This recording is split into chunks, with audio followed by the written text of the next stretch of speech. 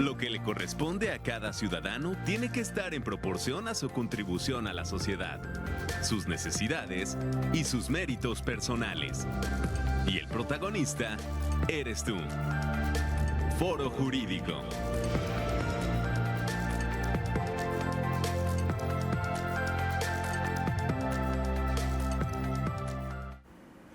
¿Qué tal? Muy buenos días, amigas y amigos de su programa Foro Jurídico UAC. Un gusto estar con ustedes completamente en vivo de regreso después de un par de semanas de vacaciones aquí en la Universidad Autónoma de Querétaro. Mi nombre es Omar Bielma Luna y bueno, hoy estaré compartiendo con ustedes el programa del día de hoy. La maestra Margarita, el licenciado Carlos están atendiendo algunos asuntos y bueno, pues el día de hoy estaremos hablando sobre un tema pues complejo, delicado, muy interesante, necesario, dadas las distintas realidades, sobre todo vinculadas a experiencias de dolor y de sufrimiento que promueve y que genera esta problemática de la que vamos a hablar. Teléfono para mensajes a este programa, Foro Jurídico UAC, 442-344-1404. No olviden también seguirnos en Facebook, en nuestra red social que tenemos. Ahí pueden dejarnos sus comentarios y sus preguntas. Y bueno, vamos a entrar en materia directamente. México enfrenta una de las crisis humanitarias más complejas de su historia reciente, la desaparición de personas. Hoy, más allá de las cifras con las que podemos o no estar de acuerdo, hablamos de ausencias, hablamos de familias que buscan y también hablamos de instituciones que intentan o deberían responder. En días recientes, justo estábamos entrando al periodo vacacional, en días recientes el Comité contra la Desaparición Forzada emitió un informe que ha generado un intenso debate público, particularmente por las observaciones dirigidas al Estado mexicano. ¿Se trata de un diagnóstico necesario o de una interpretación cuestionable? ¿Qué está en juego cuando se confrontan organismos internacionales y gobiernos nacionales? Y bueno, pues para hablar de ello me acompaña mi estimado y buen amigo Álvaro Martos, quien es integrante del Observatorio de Impunidad y Desaparición. Álvaro, bienvenido al programa de Foro Jurídico UAQ. Te agradezco mucho que estés acá, estás en la Ciudad de México y bueno, el esfuerzo para estar con nuestro auditorio. Álvaro, un poco para poner en contexto a nuestra audiencia, ¿qué es el Comité contra la Desaparición Forzada y cuál es el alcance real de sus informes? Álvaro, por ahí el sonido.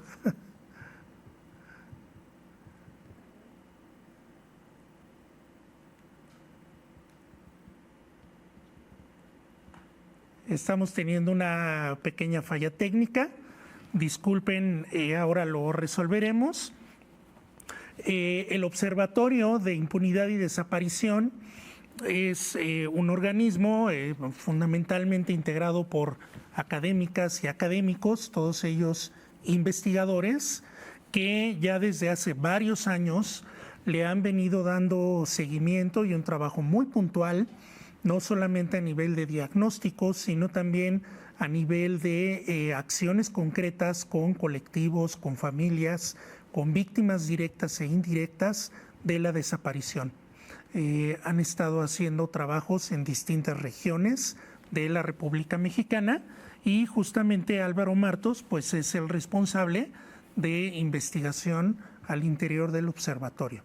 Esperamos recuperar la comunicación con él cuanto antes para aprovechar el tiempo y que pueda compartir parte de su experiencia en este trabajo y en la comunicación y coordinación que eventualmente pues también han tenido con el Comité contra la Desaparición. Creo que tenemos de vuelta a Álvaro, por ahí tuvimos una pequeña falla técnica. Y bueno, sí. te comentaba, te hacía la pregunta, ¿qué es el Comité contra la Desaparición Forzada y cuál es el alcance real de sus informes? Bien, muchas gracias, Omar, por la invitación. Un saludo a la audiencia y disculpas ahí por el desperfecto del micrófono. Pero ahí me escuchan bien, ¿sí? Sí, vale. Muy bien.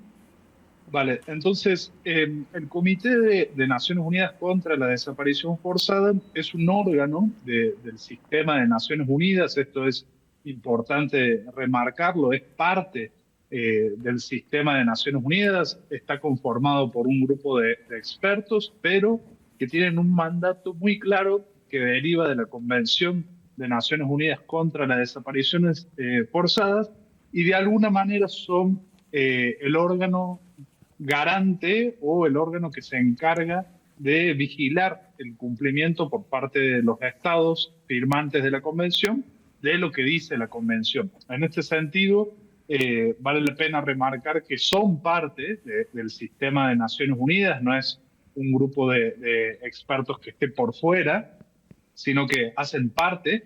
Es además uno de los órganos de tratados más importantes dentro del sistema de Naciones Unidas, por su actividad, por los diferentes mecanismos que tienen. Existen otros similares vinculados a otras convenciones y a otros tratados, pero el de desaparición forzada de Naciones Unidas es uno de los más importantes y tienen diferentes mecanismos o diferentes formas de cumplir su mandato, que es el vigilar el cumplimiento, ¿no?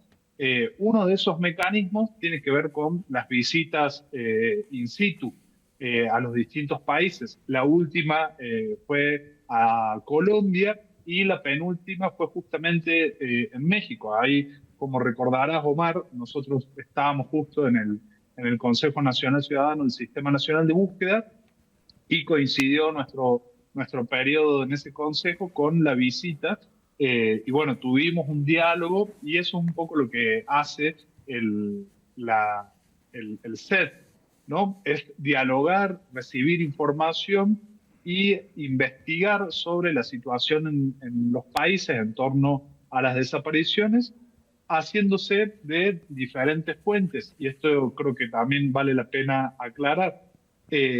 Las diferentes fuentes que el CED utiliza para realizar sus informes vienen en parte de las víctimas y de las organizaciones de la sociedad civil que las acompañan, pero también retoma la información que el mismo Estado provee. Entonces, si uno entra en el sistema de documentación de Naciones Unidas y observa con atención los informes del CED, ahí se va a dar cuenta que incluso ellos mismos publican los diferentes insumos que utilizan para elaborar sus informes. Entonces, no es que solamente escucha a un lado o que solamente escucha al Estado o que solamente escucha a las organizaciones o que solamente escucha a las víctimas y sus colectivos, sino que tiene la tarea justamente bajo el principio de neutralidad y de objetividad de retomar y recuperar información de diferentes fuentes, ¿no? A partir de esa información que recaba, elabora estos informes que generalmente tienen dos secciones o dos partes principales. Una de diagnóstico, donde se enlistan los problemas y los esfuerzos que han hecho los estados para atender esas problemáticas, y también aquellos señalamientos o aquellas cuestiones que se marcan desde las organizaciones de la sociedad civil y desde los colectivos y los familiares de personas desaparecidas, y una segunda parte del informe que tiene que ver con las recomendaciones, ¿no? Esas recomendaciones obviamente no son de alguna manera obligatorias para el Estado, pero en el marco del derecho internacional de los derechos humanos siempre está este principio de buena fe, según la cual los estados se comprometen a cumplir con esas recomendaciones de buena fe. Y incluso han habido casos en la jurisprudencia nacional que indican que, por ejemplo, las acciones urgentes que emite el SED, que es otra de las herramientas que tienen, son de observancia obligatoria para el Estado mexicano, y la propia constitución del Estado mexicano incorpora los tratados y las convenciones y todos los documentos internacionales que firma México como parte del bloque constitucional y, por lo tanto, como obligatorios. A su vez, durante el sexenio pasado, el Estado mexicano reconoció la competencia del Comité de Naciones Unidas contra la Desaparición Forzada para juzgar y conocer sobre casos individuales, y eso obviamente expande el alcance que tienen estos informes, que para sintetizar, tienen que ser observados y tienen que ser respondidos por el Estado mexicano en este ánimo de construcción y de buena fe. Diríamos que es un informe que se posiciona y que influye en la percepción internacional y en la agenda de derechos humanos del país que está siendo observado, y me parece que es el caso. Ahora, para el último informe, Álvaro, que ha generado tanta controversia, principalmente con autoridades del Estado mexicano, ¿cuáles son los principales señalamientos que se han hecho en el informe acerca de México? Bien, ahí el informe es bastante extenso, recupera a partir de diferentes insumos, como dije, de organizaciones de la sociedad civil, de colectivos, pero también del propio informe que rindió el Estado a la solicitud del SED, y señala ahí un conjunto de elementos que de alguna manera ya habían sido señalados y puntualizados en el informe de 2021, ¿no? El primero tiene que ver con el asunto de la impunidad, ¿no? El comité destaca y reconoce que si bien han habido algunas modificaciones, sobre todo en relación a lo que sucedió con la reforma de la Ley General en materia de desaparición el año pasado, que establece esta obligatoriedad reforzada en torno a la apertura de carpetas de investigación y el deber de debida diligencia y de investigación, sigue señalando que la impunidad es casi absoluta para casos de desaparición. E incluso el propio Estado mexicano informa sobre las sentencias que se han obtenido en diferentes jurisdicciones, y los números obviamente son bastante bajos, ¿no? Para la cantidad de desapariciones que existen. Existen bajos niveles de judicialización y más bajos todavía niveles de sentencia, que son justamente lo que combate la impunidad.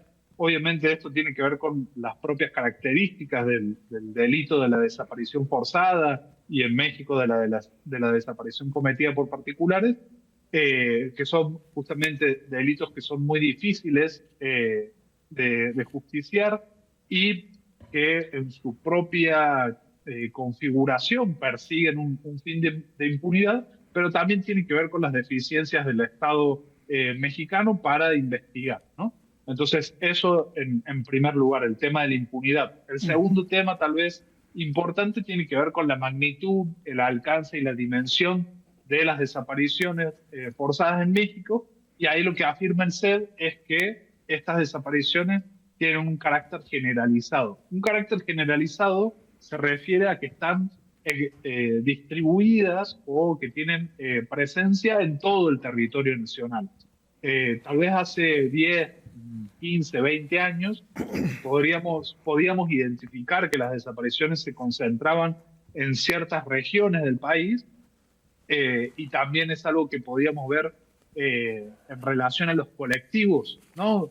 No había muchos colectivos en Quintana Roo, en Yucatán, en Tabasco y en algunos estados del sur y sureste mexicano. Sin embargo, tanto las desapariciones como familiares que buscan a través de colectivos hoy son una realidad presente en los 32 estados de México. ¿no? En las 32 entidades federativas. Entonces eso nos habla justamente de un carácter generalizado de las desapariciones, y luego el Comité de Naciones Unidas también habla sobre hechos que posiblemente puedan ser entendidos como crímenes de lesa humanidad, eh, y ciertos rasgos que muestran sistematicidad, ¿no? El comité obviamente no llega o no juzga que las desapariciones en México son un crimen de lesa humanidad.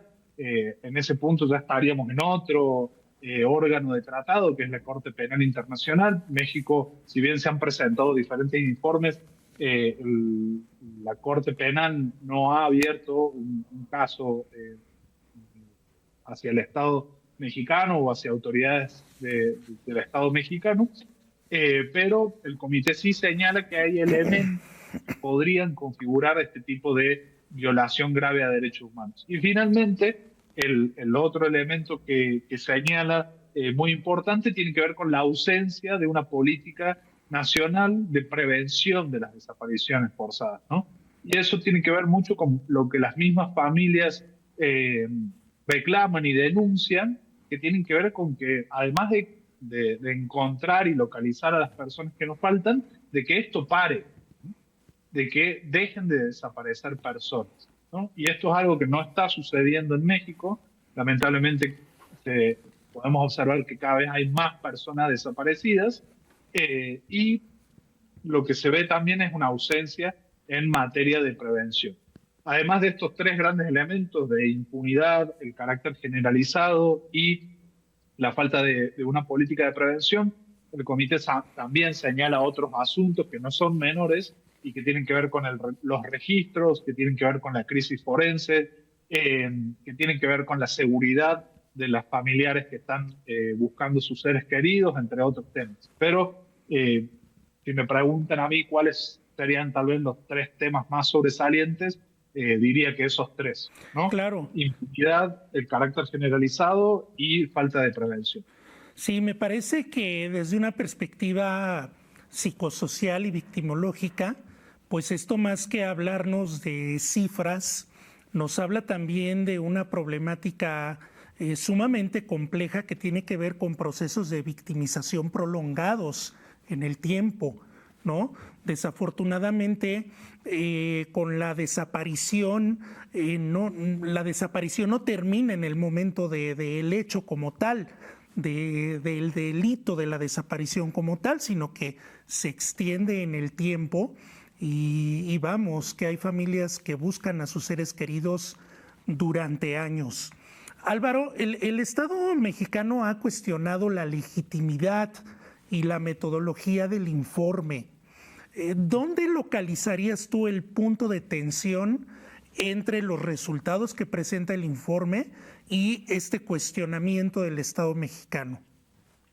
Bien, ahí los principales argumentos del Estado mexicano para rechazar el informe tienen que ver con señalamientos de falta de objetividad y con señalamientos en torno a las definiciones jurídicas alrededor de los crímenes de lesa humanidad, y también algunas menciones sobre conflictos de interés, entre otros asuntos, pero estos tal vez son como críticas adyacentes o accesorias. El principal señalamiento tiene que ver con la falta de objetividad, y esto lo señalan porque entienden que el Comité de Naciones Unidas no tomó en cuenta la información que el Estado mexicano proveyó en su último informe, y esto de alguna manera es, creo yo, equivocado en el sentido en que la información que se presentó hacia el Estado mexicano, hacia el CED por parte del Estado mexicano, está disponible, está a la vista de todo el mundo, y enumeran un conjunto de acciones que están en proceso, pero que no logran responder de manera cabal a los problemas y a los señalamientos que hace el CED. En ese sentido, una de las críticas más fuertes es que no se tomaron en cuenta las reformas a la ley, ¿no? Como bien sabemos, los procesos de implementación que tienen las leyes son muchas veces extensos, ¿no? Y el Estado mexicano pretende que muchas de las reformas que se aprobaron el año pasado, a mediados del año pasado, ya de alguna manera surtan efectos o sean consideradas por parte del comité como soluciones o atenciones a las recomendaciones, cuando en la realidad muchas de esas cosas que se señalan de la reforma pues no han sido implementadas, ¿no? Tomemos, por ejemplo, el Registro Nacional de Carpetas de Investigación. Se ha presentado un registro en las semanas pasadas, pero eso no constituye el Registro Nacional de Carpetas de Investigación en materia de desaparición, ¿no? Y así con varias reformas e incluso algunas herramientas y algunas cuestiones que la propia ley original, la de 2018, que todavía no han sido implementadas. De nuevo, cuando estuvimos ahí en el Consejo Nacional Ciudadano, a ti y a mí nos tocó atestiguar cómo muchas de las herramientas que en ese entonces se prometieron, como por ejemplo el SWITI o el Banco Nacional de Datos Forenses, pues son cosas que se anuncian o cosas que están en el papel, pero en la práctica y para las tareas de investigación no, y de búsqueda no son herramientas que funcionen al 100%, ¿no? Entonces eso habla justamente de los procesos de implementación y cómo muchas veces se truncan una vez que se intentan poner en práctica, ¿no?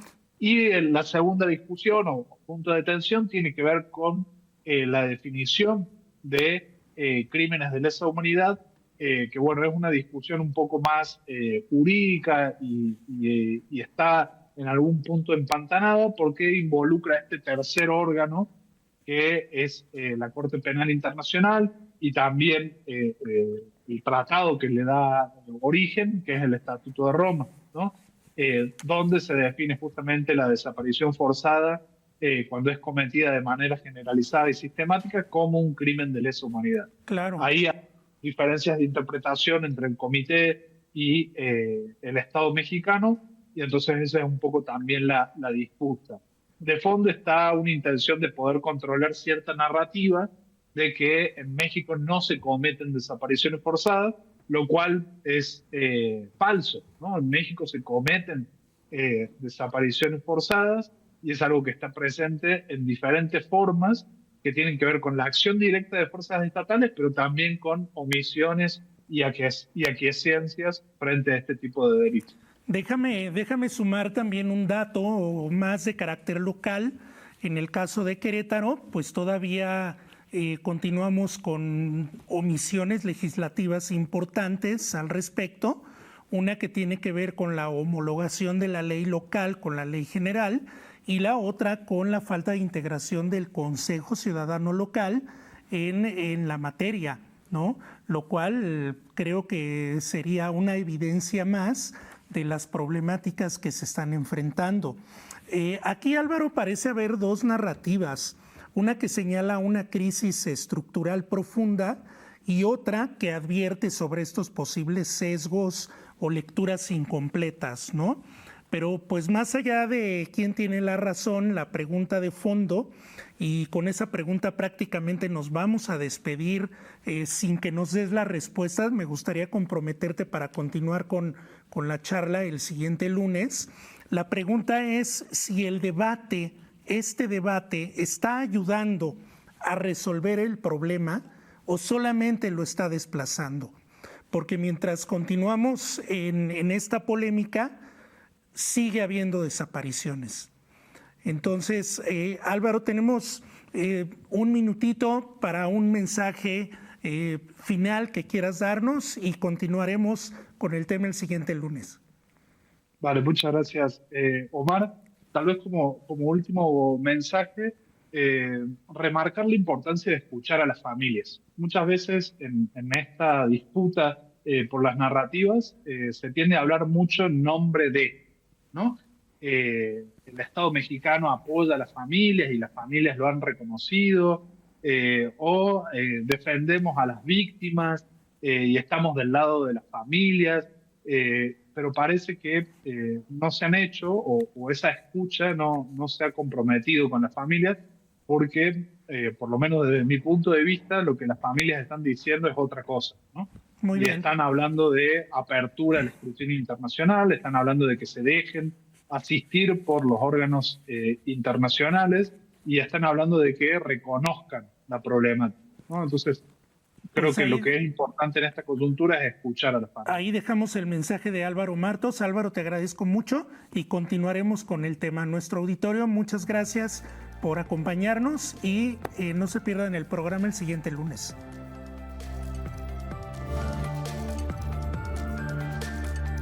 Lo que le corresponde a cada ciudadano tiene que estar en proporción a su contribución a la sociedad, sus necesidades y sus méritos personales.